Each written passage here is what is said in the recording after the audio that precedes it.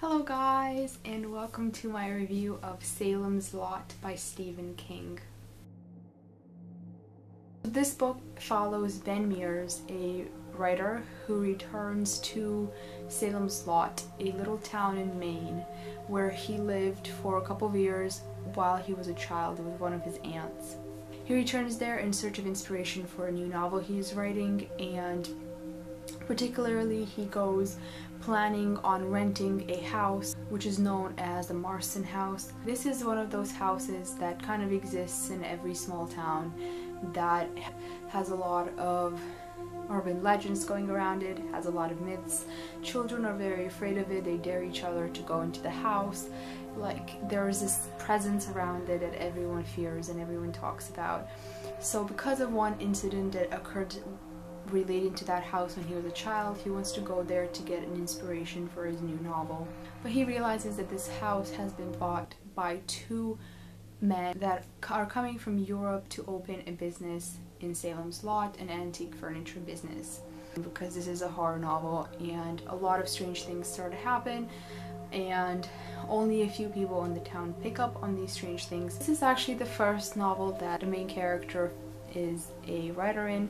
Stephen King is quite known for his main characters to be writers, but it's quite interesting to realize that this was the first book that he did that in.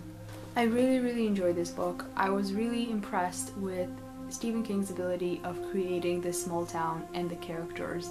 This novel has a lot of characters. It took me a while to get used to them and to all their names, because they were a lot of, there's a Mark and there's a Matt and then there's a Mike, and I was like keep flipping back to figure out who was who.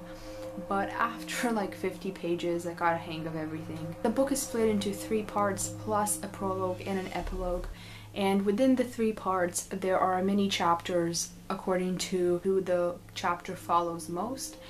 I especially liked the ones that were about the town, where they just flew around and talked about all the characters there.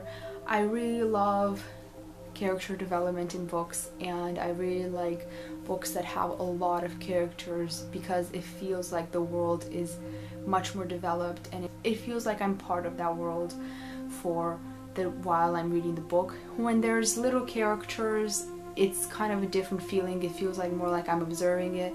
But when there's so many characters, I feel like I'm getting lost between them, and that's a really nice feeling, and this book really did that. Not all the characters are nice, mind you. Some of them are downright disturbing, and I'm not going to mention who, but there's a lot of domestic violence going on with some characters. There's a lot of verbal abuses. They had a lot of cursing. Not that I didn't enjoy that, I thought it was very authentic in the way it was done. It wasn't overdone, it wasn't using cursings just for the sake of cursing and trying to shock the reader, but it was really effective in the way that people actually speak like that. Out of this whole huge book, I think I enjoyed the first 2/3 best.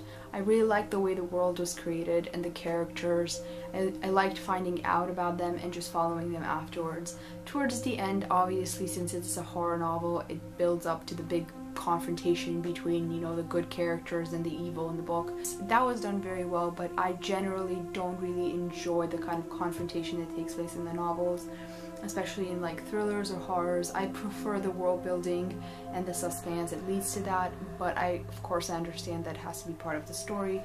In this book it was done quite well, but I did enjoy the first 2/3 better than the ending. What I also quite liked is that at the beginning of each part, and the prologue and the epilogue, you also get quotes from other works, like other writers like Shirley Jackson.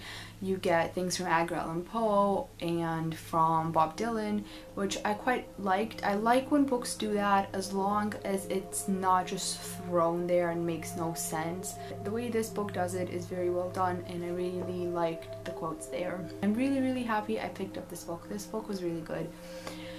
In the end, I decided to give Salem's Lot 5 out of 5 stars on Goodreads. In its own like category of horror books, I think it's really nice, and the way it's portraying the evil in this book is really nicely done. It's to my liking, and I really enjoyed that. Also, the characters were really well developed, and the world was really well created. and the language, again, it was not overdone. It was really nicely written, so I really enjoyed this book and I recommend it to you guys. It's still October, and if you're looking up books that you would read for Halloween, this is a really good read, and despite its length, it reads really fast because it's really gripping. So this was it for my review of Salem's Lot by Stephen King. Thank you guys for watching. I hope you enjoyed this, and I hope that you're going to want to read this book. I will see you back with more videos soon. Hope you're having a great day and enjoying the spooky October, and you know, just the cold if not the spooky. So I'll see you guys later with more videos. Bye bye! This was it for my review of The Shining. Oof, that was not The Shining, was it?